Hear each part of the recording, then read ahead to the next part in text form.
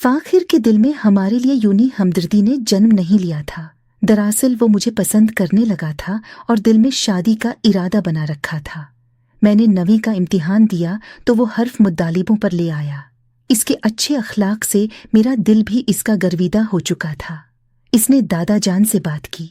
उन्होंने शर्त रख दी कि मीट्रिक करने के बाद हम सुल्ताना की शादी कर देंगे। दूसरी शर्त ये थी कि फाखिर रिश्ते के लिए अपने वालिदीन को लाएगा।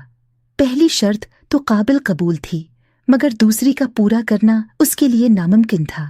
जब उसने मजबूरी जाहिर की कि उसके वालिदीन शादी में शरीक होंगे, नहीं हो सकते, तो दादा ने इनकार कर दिया। इस इनकार का उसे इस कदर सदमा हुआ कि उसने ख्वाब आवर गोलियां खाएं। डॉक्टरों ने बहुत कोशिशों के बाद उसकी जान बचाई। अब वालदा उसकी तरफ हो गईं और दादा से कहा कि आप बूढ़े हैं और हम अकेले हैं। अगर उसके वालिदीन शादी में शामिल नहीं होते तो कोई मजबूरी होगी। दादा सोच में पड़ गए और उसे बुलाकर पूछा कि जो मामला है सच सच बता दो। उसने कहा कि वो लावारिस है। बाप की वफात के बाद उसकी माँ ने किसी और से शादी कर ली। सौतीले बाप ने उसको रखने से इनकार कर दिया। तब उसकी माँ के एक रिश्तेदार ने उसको पाला पोसा।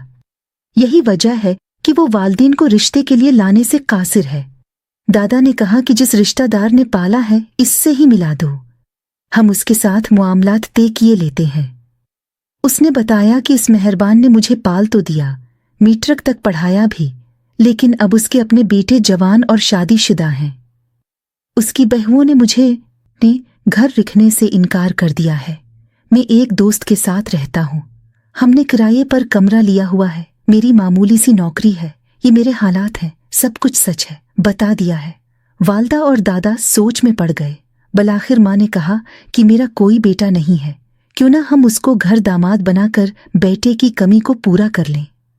बहरहाल मेरी शादी फाखिर से होना थी हो गई, मगर हमारी शर्तों पर नहीं, उसकी शर्तों पर।